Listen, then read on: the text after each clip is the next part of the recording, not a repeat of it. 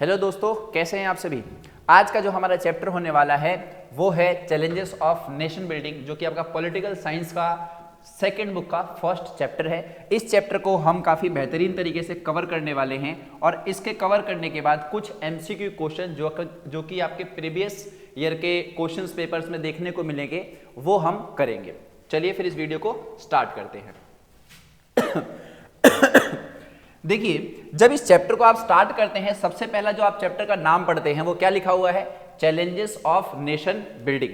यानी कि जब एक देश को बनाया जाता है, एक नेशन को बिल्ड किया जाता है, तो कौन कौन से चैलेंजेस आते हैं, कौन कौन से चुनौतियां आती हैं, वो हमें देखना है। और ये पूरी की पूरी जो बुक है आपकी, वो किसके ऊपर है, इंडिया के ऊपर, यानी कि भारत के ऊपर। तो पहला जो चैप्टर है वो भारत की शुरुआत से लेकर के ही है, यानी कि भारत जो आपका आजाद हुआ, तो आजाद होने के तुरंत बाद उसके सामने कौन कौन सी चुनौतियां आती हैं, क्या क्या दिक्कतें आती हैं, उन सभी चीजों को लेकर के हमें इस चैप्टर में पूरा का पूरा पढ़ना है। चलिए सबसे पहले स्टार्ट करते हैं कि देश आपका आजाद कब हुआ था। तो आप सभी को पता होगा कि भारत जो आपका देश है वो 14-15 अगस्त की मिडनाइट, 14-15 अगस्त की मिडनाइट को आजाद हुआ। हमेशा इस बात का ध्यान रखें कि मैंने क्या बोला, 14-15 अगस्त की मिडनाइट, क्योंकि जब ये एमसीक्यू क्वेश्चन आता है तो वहां पर जब ये ऑप्शन होगा तो आपको इसी पर टिक करना है कि 14-15 अगस्त की मिडनाइट को। वहां पर आप 15 अगस्त पर टिक ना करें,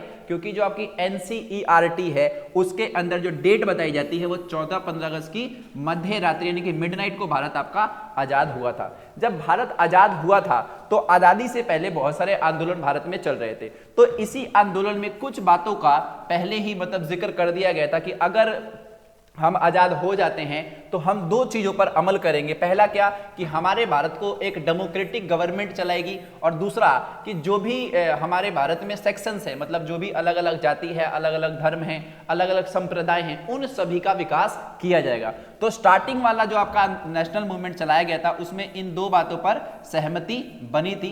तो ये क्वेश्चन अलग बनता है आपका कि किन दो बातों पर सहमति थी और कौन से चैलेंजेस आए थे, तो ये चीज अलग बनती है। तो इस बात का आप जरूर ध्यान रखें कि जब आपसे पूछा जाए कि राष्ट्रीय आंदोलन में किन दो बातों पर सहमति बनी हुई थी, तो वो दो बातें कौन कौन सी थी कि भारत आजादी के बाद डेमोक्रेटिक तरीके से चलेगा, और दूसरा कि भारत के जितने भी सेक्शंस हैं यानी कि जितने भी वर्ग हैं सभी का कल्याण किया जाएगा।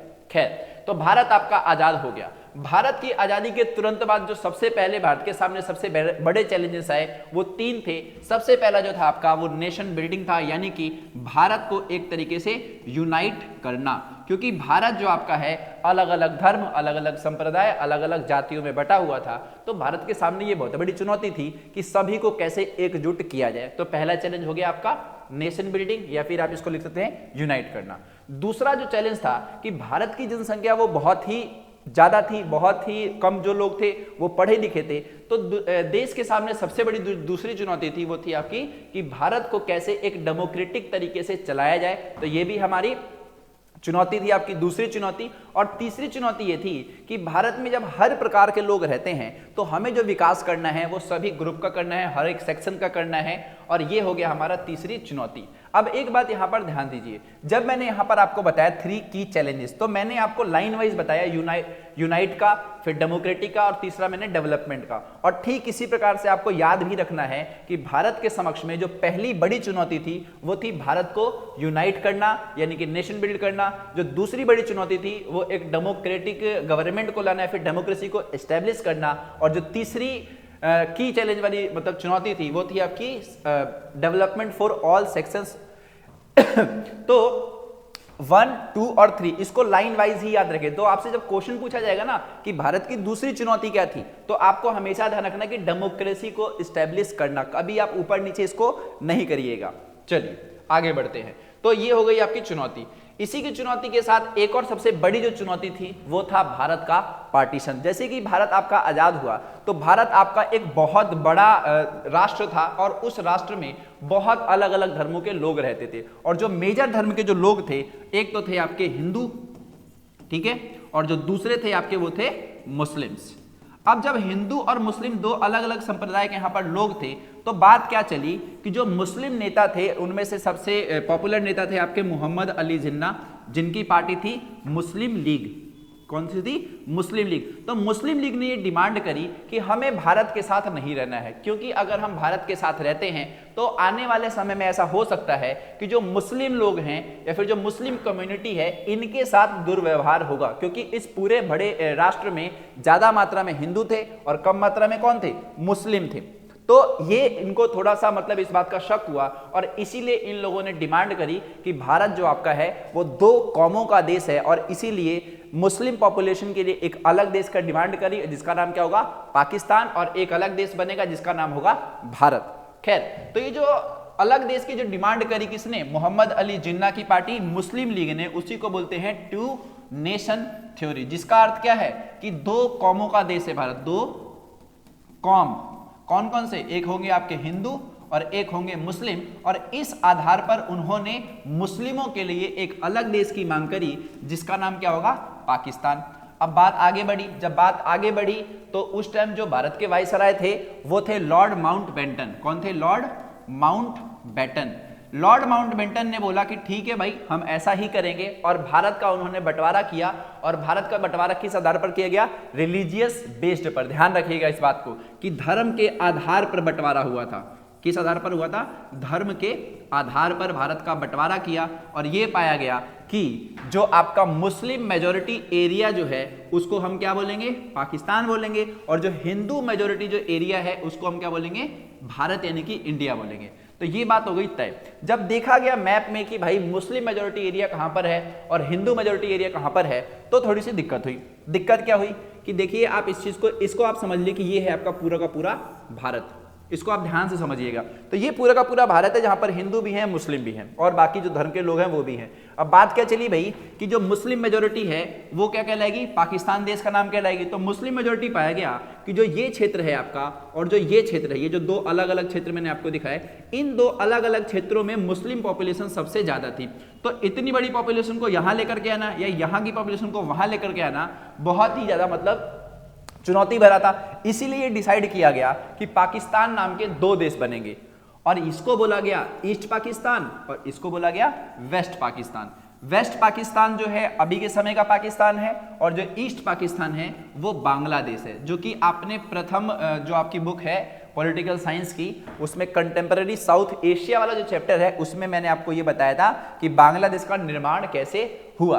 खैर, तो यहां पर इस तरीके से मान लीजिए, यहां पर क्या हुआ? पाकिस्तान आपका एक अलग देश बन गया, और जो ये बच गया ये कौन सा रह गया आपका? इंडिया यानी कि भारत। तो यहां पर हिंदू पॉपुलेशन रहती थी और यहां पर मुस्लिम, बट फिर भी दोनों ही देशों में माइनॉरिटीज ग्रुप भी थे, यानी कि भारत में कुछ मुस्लिम भी बच गए और जो आपका पाकिस्तान है यहां पर कुछ हिंदू भी बच गए।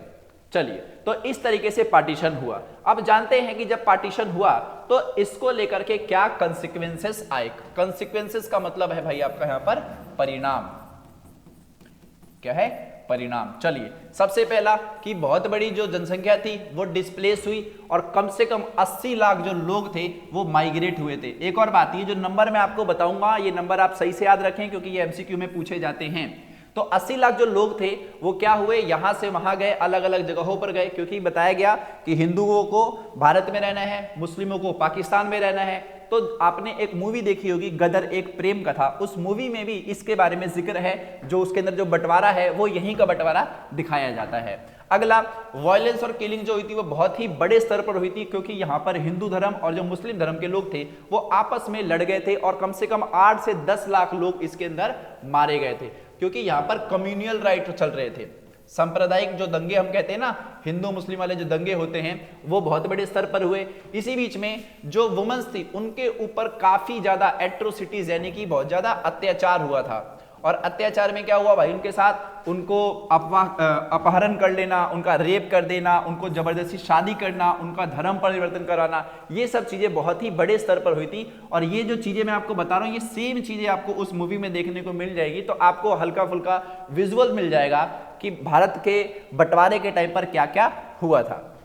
बहुत सारे लोगों को एक तरीके से वहां पर अपने जहां पर जो जिस भी संप्रदाय के ज्यादा लोग थे वहां पर जो माइनॉरिटी में थे उनको जबरदस्ती क्या बोला गया कि भाई आप यहां पर धर्म चेंज करो और या तो यहां से चले जाओ। तो बहुत सारे लोगों को एक तरीके से फोर्स्ड कन्वर्जन भी करना पड़ा, अपने धर्म को छोड़ना पड़ा और उस रिलीजन को अपनाना पड़ा, और ये दोनों ही रिलीजन में हुआ है। इस बात का ध्यान रखें कि यहाँ पर जो कम्युनल राइट्स हुए हैं, केवल एक ही धर्म के लोग नहीं मारे गए हैं, वो दोनों के ही मारे गए, हिंदू भी मारे गए हैं और मुस्लिम्स भी मारे गए हैं, और ये जो चीजें हुई हैं ये दोनों ही धर्म के लोगों के साथ हुई हैं। ठीक है, अगला जो हुआ, बहुत सारी जो फैमिली थी उनका काफी ज्यादा एक तरीके से वो बट गई, और अभी भी आप न्यूज वगैरह में सुनते होंगे कि बंटवारे के बाद बहुत सारे जो लोग हैं ना अभी अपनी फैमिली को ढूंढते रहते हैं, और कुछ तो मिल भी जाते हैं। वो आप न्यूज चैनल वगैरह अगर देखते होंगे तो उसमें कुछ आती है कहानियां कि कुछ भाई ऐसे थे जो अभी पाकिस्तान में हैं और कुछ भारत में हैं, और उनको वापस से मिला दिया जाता है। तो ये था आपका कॉन्सिक्वेंस ऑफ दी पार्टीशंस की, कैसे कैसे पार्टीशन के बाद परिणाम आए थे। तो इसको आप इसी तरीके से लिखिए, ये आपका 4 मार्क्स में क्वेश्चन बनता है जिसमें आपसे पार्टीशन का कॉन्सिक्वेंसेस पूछेगा। चलिए अब बात करते हैं एक जो सबसे बड़ी चुनौती और थी पार्टीशन के बाद, वो थी हमारे पास प्रिंसली स्टेट्स की। अब देखिए प्रिंसली स्टेट्स क्या है। जब आपको मैंने ये बताया था कि ये भारत का मैप है और इसमें मैंने ये पाकिस्तान बता दिया और ये आपको ईस्ट पाकिस्तान बता दिया, यानी कि 2 पाकिस्तान बताया ना, ईस्ट पाकिस्तान और वेस्ट पाकिस्तान, ये तो बता दिए थे। लेकिन इसमें एक चीज और थी कि जो ब्रिटिशर्स थे ना, एक तो वो कुछ ही क्षेत्रों पर राज करते थे और जो बाकी क्षेत्र थे उस पे कौन राज करते थे, राजा महाराजा राज करते थे। तो जब हमारा भारत आजाद हुआ ना तो प्रिंसली स्टेट्स भी आजाद हो गए एक तरीके से। मतलब यहां पर मान लीजिए जो पूरा क्षेत्र आप देख रहे हैं, इन सभी क्षेत्रों पर केवल ब्रिटिशर्स राज नहीं करते थे, कुछ क्षेत्रों पर ब्रिटिशर्स राज करते थे और कुछ क्षेत्रों पर राजा महाराजा राज करते थे। तो जब पूरे इस क्षेत्र को आजाद कराया गया तो प्रिंसली स्टेट्स भी आजाद हुए और उनके सामने साफ साफ बात यह कर दी कि भाई कि आपके पास 3 ऑप्शन होंगे, या तो आप भारत के साथ मिल जाइएगा, या आप पाकिस्तान के साथ, और या तो आप चाहें तो इंडिपेंडेंट भी रह सकते हैं, यानी कि आप अपना एक अलग देश भी बना सकते हैं। तो ये अपने आप में एक बहुत बड़ी दिक्कत थी, क्योंकि भारत सोचिए कम से कम भारत में 565 रजवाड़े थे, यानी कि 565 प्रिंसली स्टेट्स थे। और अगर आप इन 565 हिस्सों को भारत में नहीं मिलाते तो आप खुद सोचिए कि अगर आप दिल्ली में हैं और दिल्ली से मान लीजिए आपको बिहार जाना पड़े तो आपको बीच में एक देश को क्रॉस करके जाना पड़ता। ऐसे करके बहुत सारे नाम हैं, जैसे कि भोपाल जो आपका है, भोपाल में भी राजा रहते थे, जो हैदराबाद है वहां पर भी राजा रहते थे, राजस्थान में बहुत सारे राजा रहते थे। अगर वो राजा नहीं मानते, वो प्रिंसली स्टेट मर्ज नहीं करते अपने आप को इंडिया में, तो इसका एक खामियाजा ये भुगतना पड़ता कि जो भारत है आपका, उस भारत के बहुत सारे टुकड़े हो जाते। तो ये एक बहुत बड़ी दिक्कत आ गई। और स्टार्टिंग में हुआ भी कि कुछ प्रिंसली स्टेट ने तुरंत ही अपने आप को इंडिपेंडेंट घोषित कर दिया, और जो सबसे पहले अपने आप को जिसने घोषित किया वो था आपका त्रावणकोर। तो 1 मार्क का क्वेश्चन यहां से ध्यान रखिएगा आप कि वो पहला कौन सा प्रिंसली स्टेट है या फिर रजवाड़ा है जिसने अपने आप को स्वतंत्र घोषित किया था, तो वो था आपका त्रावणकोर। ये एमसीक्यू क्वेश्चन में जरूर आता है, देखने को जरूर मिलता है कि प्रथम कौन सा था। खैर, तो ये कुछ हैं जिन्होंने अपने आप को स्टार्टिंग में ही बोल दिया भाई कि हम तो इंडिपेंडेंट रहेंगे, ना हम पाकिस्तान में जाएंगे ना ही हम इंडिया में जाएंगे,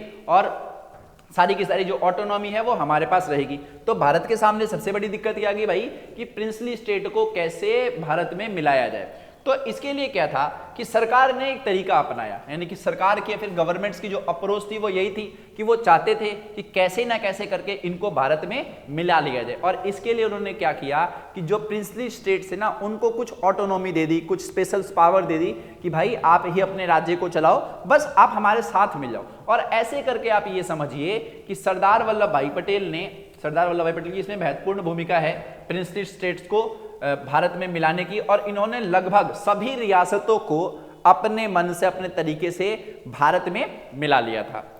कभी कभी ऐसा होता था कि प्रिंसली स्टेट्स मना करते थे, तो सरदार वल्लभ भाई का जो रुख था वो अलग था, क्योंकि वो आर्मी भी लेके जाते थे। मान लीजिए कि बातचीत करी, बातचीत से माने तो माने, नहीं माने तो भाई अब काम करो, लाठी का इस्तेमाल करेंगे हम। और इस तरीके से डरा धमका करके बहुत सारे प्रिंसली स्टेट्स को मिला लिया गया भारत में। लेकिन कुछ स्टेट्स ऐसे थे, कुछ प्रिंसली स्टेट जो नहीं माने, और वो हैं आपके, एक तो है सबसे बड़ा जम्मू कश्मीर, एक है आपका हैदराबाद, दूसरा जो आपका है वो है जूनागढ़, और एक है आपका मणिपुर। ये कुछ ऐसी रियासतें थी जो भारत में नहीं मिल पाई थी और इन्होंने बहुत ज़्यादा मतलब दिक्कतें झेलनी पड़ी। जम्मू कश्मीर को तो फिलहाल अभी 2019 में जो स्पेशल स्टेटस दिया था उसको हटाया गया। हैदराबाद को भी मिला ही लिया गया था, जो कि हम इसी चैप्टर में पढ़ेंगे, और मणिपुर को भी हम इस चैप्टर में कवर करेंगे।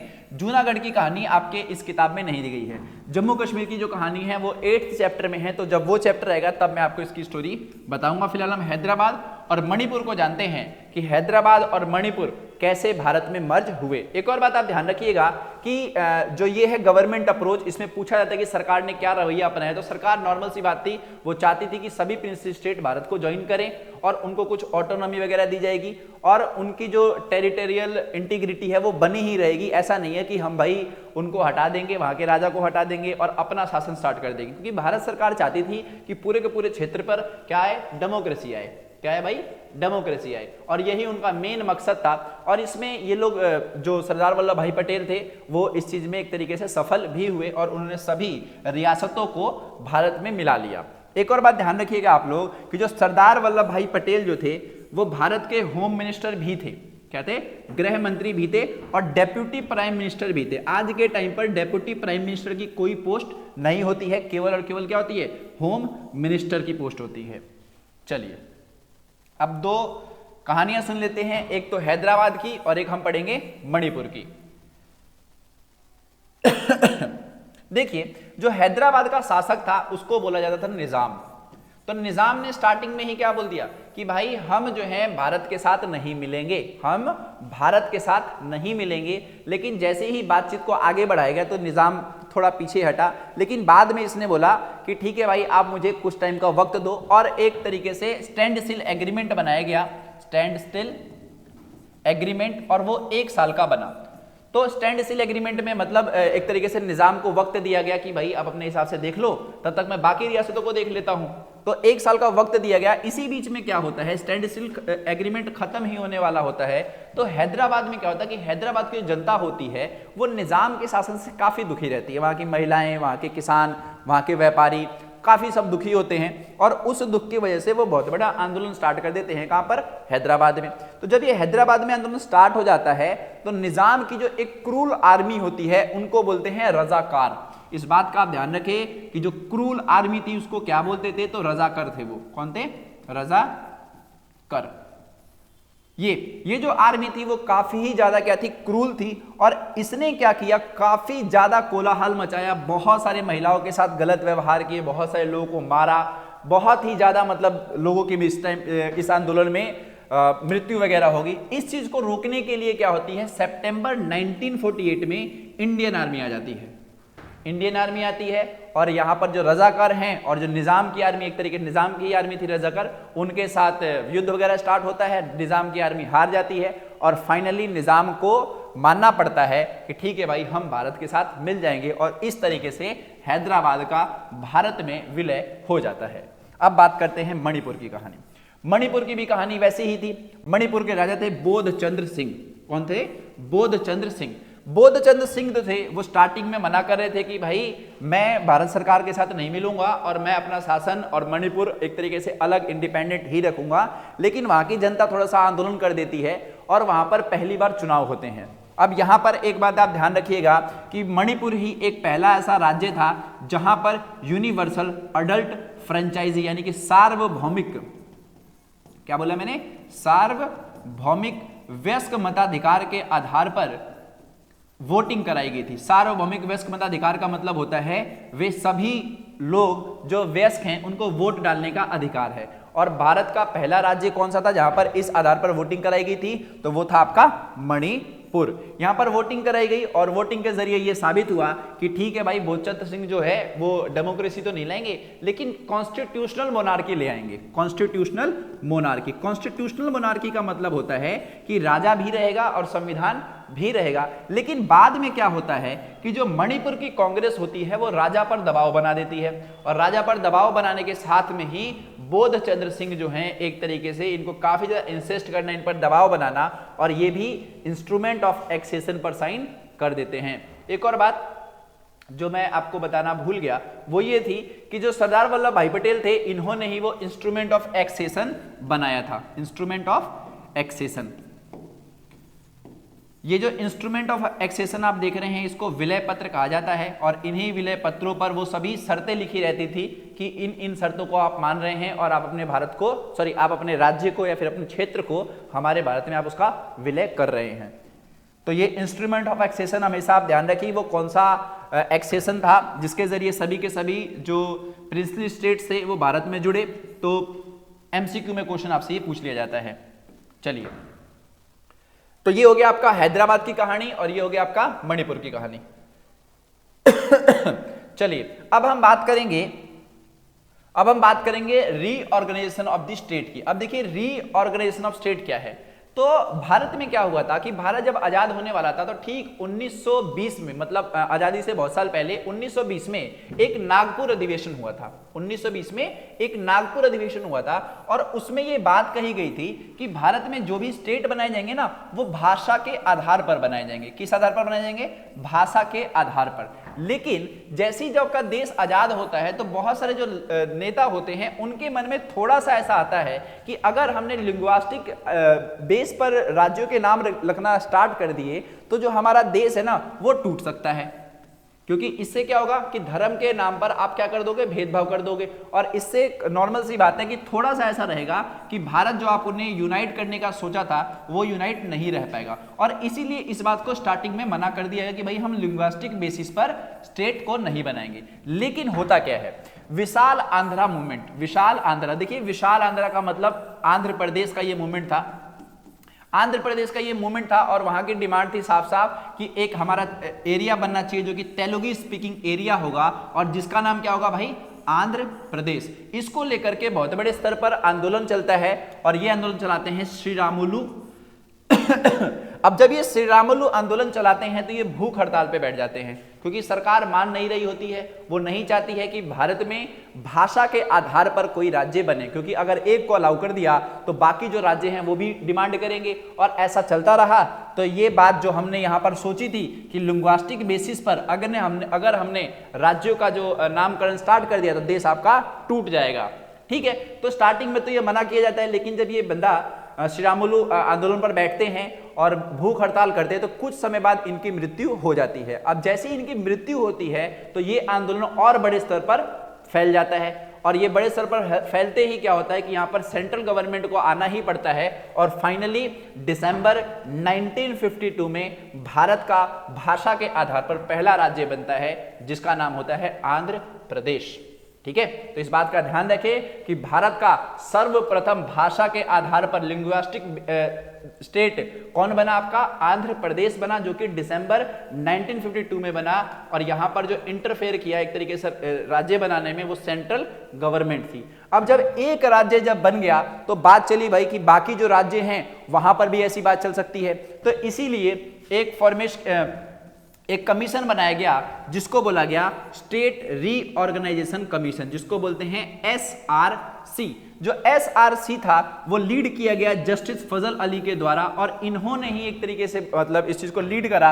और SRC का काम था कि वो सभी राज्यों को एक तरीके से उनका बॉर्डर तय करे और वहां की बोली जाने वाली भाषा के आधार पर उन राज्यों के नामकरण करे, मतलब बोली जाने वाली भाषा, संस्कृति, ये सब चीजें वहां पर चीजें देखनी है और उसके बाद उस राज्य का नाम रखा जाएगा। तो SRC बना 1953 में, इस बात का ध्यान रखें। और 1953 के बाद इन्होंने 3 साल बाद यानी कि 1956 में अपनी पहली रिपोर्ट लाई और भारत में फाइनली 14 राज्य और 6 केंद्र शासित प्रदेश बना दिए गए।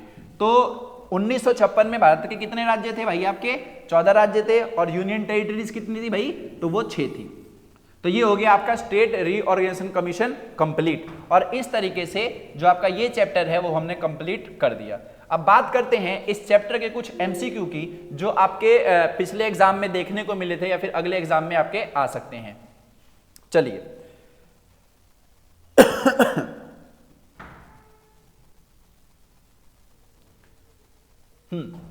तो सबसे पहला सवाल देखिए आप, सबसे पहला सवाल है आपका, Khan Abdul Ghaffar Khan the undisputed leader of the North Western Frontier Province was known by the name of. तो इसमें एक नाम आ रहा है, वो नाम आ रहा है खान अब्दुल गफ्फार खान का। जो खान अब्दुल गफ्फार खान थे वो पश्चिमी सीमा प्रांत के एक बहुत ही ज्यादा फेमस लीडर थे, पाकिस्तान के लीडर थे, और इन्होंने एक तरीके से समझिए कि जो भारत का बंटवारा हो रहा था उसके ये अगेंस्ट थे। तो इनको किस नाम से जाना जाता था, ये सवाल इसमें पूछा गया है। तो इसका जो आंसर है वो है आपका ऑप्शन नंबर बी, यानी कि फ्रंटियर गांधी। इनको सीमांत गांधी भी कहते थे। दूसरा जो सवाल है आपका वो ये है कि which of this statement about the princely state is incorrect. तो प्रिंसली स्टेट जो आपका है वो प्रिंसली स्टेट के बारे में कौन सा कथन जो है इसके अंदर गलत है, तो सभी हमें पढ़ना पड़ेगा। तो पहला क्या है कि कुछ प्रिंसली स्टेट ने, एक बात ध्यान रखना है कि इनकरेक्ट पूछा है। मैं हर बार आपको एक ही बात का ध्यान दिलाता हूं कि जब भी आप एमसीक्यू क्वेश्चन करें तो उसमें क्वेश्चन को पूरा पढ़ें, वरना बहुत सारे बच्चे इस क्वेश्चन को पढ़ लेते हैं, ये इनकरेक्ट और करेक्ट देखते नहीं है, ट्रू फॉल्स देखते नहीं है, और उनके मन में ट्रू चल रहा होता है और वो टिक लगा के आ जाते हैं। बट रियलिटी में जो क्वेश्चन पूछा जाता है भाई, वो फॉल्स भी तो पूछा जा सकता था, इनकरेक्ट भी पूछा जा सकता था। अभी अगर मान लीजिए मैं ध्यान नहीं देता और इस वर्ड के बिल्कुल भूल जाता तो कुछ और टिक लगा देता। तो ऐसे बहुत सारे बच्चे हैं जो इन बातों का ध्यान नहीं देते हैं। तो प्लीज मेरी इस बात को आप ध्यान रखिए, और ऐसा 1 मार्क के क्वेश्चन में ऐसा बहुत होता है बच्चों के साथ। चलिए इस क्वेश्चन को देखते हैं कि प्रिंसली स्टेट के बारे में कौन सा कथन गलत है, हमें यह बताना है। तो यहां पर एक क्वेश्चन है, आंसर है the ruler of Junagadh had decided to join the Indian union. तो मैंने आपको स्टार्टिंग में ही बताया था कि 4 ऐसी रियासतें थी जिन्होंने मना किया था कि हम भारत के साथ नहीं मिलेंगे, जम्मू कश्मीर, जूनागढ़, हैदराबाद और मणिपुर, ये 4 बताए थे। और ये कौन सा है भाई आपका, जूनागढ़ है। तो जूनागढ़ जो था आपका, उसने मना किया था कि हम इसके साथ नहीं मिलेंगे, और यहां पर लिखा है कि मिलेंगे, तो यहीं पे हो गया आपका ये इनकरेक्ट। चलिए अगला क्या सवाल है आपका कि सरदार वल्लभ भाई पटेल फेस्ड की challenge of integration in which of the following state. तो कौन से ऐसे स्टेट थे जिसको लेकर के सरदार वल्लभ भाई पटेल के सामने चुनौतियां आई, हमें वो देखना है। तो इसका आंसर अभी भी मैंने आपको बताया, तो ये आपका हैदराबाद, जूनागढ़ और कश्मीर, जो ऑप्शन नंबर आपका सी है वो इस पे आप टिक करेंगे। एक और बात, सारे के सारे ऑप्शन पढ़िएगा, वरना आप देखिए यहाँ पर जम्मू भी है, जूनागढ़ भी और कश्मीर भी है, यहाँ पर भी तीनों है ना। तो अब यहाँ पर देखिए जम्मू और कश्मीर अलग अलग करके लिख दिया ना, तो इसीलिए आपको हमेशा ध्यान रखना है, इसका जो आंसर है आपका हैदराबाद, जूनागढ़ और कश्मीर, इस तरीके से आप आंसर देंगे। चलिए अब बात करते हैं अगले क्वेश्चन की। तो what was India stand on the partition. तो भारत का स्टैंड क्या था, विभाजन को लेकर के। तो भारत जो चाहता था वो ऑप्शन नंबर सी है आपका, कि भारत चाहता था कि भाई पीस हो, शांति हो, हार्मनी, इक्वलिटी ऑफ रिलीजन, ये सभी चीजें चाहता था, और भारत कभी भी विभाजन के समर्थन में नहीं था। भारत ने कभी बोला ही नहीं कि हमें मतलब विभाजन करना है। चलिए question number 8, when was Mahatma Gandhi assassinated मतलब उनकी हत्या कब करी गई। तो इसका जो आंसर है आपका, सब में 30 इसमें 31 है, तो जो 30 जनवरी 1948 है ये आपका सही आंसर है। आपके लिए एक कमेंट के लिए चीज छोड़ के जा रहा हूं कि किस व्यक्ति ने महात्मा गांधी की हत्या करी थी 30 जनवरी 1948 को। तो आप मुझे कमेंट सेक्शन में इसका आंसर बता सकते हैं। चलिए, what was the first challenge among the following challenges to India while building a nation. देखिए वही क्वेश्चन है जो मैं कह रहा था आपको कि जो चैलेंजेस आए थे भारत के सामने देश को बनाने में, वो कौन कौन से थे, और इसमें क्या पूछ रहा है, फर्स्ट चैलेंज पूछ रहा है आपसे। तो फर्स्ट क्या था भाई, कि बिल्डिंग अ यूनाइटेड नेशन। चलिए 10th क्वेश्चन है आपका कि boundaries of state were decided on what basis.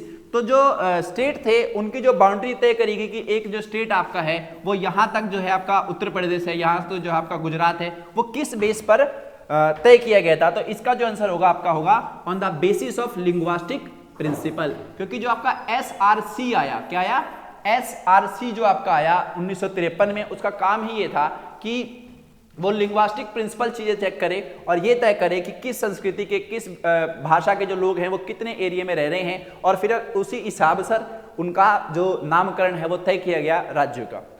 ठीक है, तो आज की वीडियो में इतना ही था जो हमने इस चैप्टर को कवर किया। आपको कुछ डाउट है तो आप मुझे प्लीज कमेंट सेक्शन में पूछ सकते हैं, और मिलेंगे अब हम अगली वीडियो में जिसमें हम नेक्स्ट चैप्टर करेंगे। और आई बटन में आपको यहाँ पर लिंक दे दूंगा ऊपर, जिसके जरिए आप जो पिछली मैंने जो बुक कवर करी है आप उसको भी कवर कर सकते हैं और एग्जाम में बढ़िया नंबर ला सकते हैं। तो ऐसे ही मेरे साथ जुड़े रहिए, तब तक के लिए गुड बाय।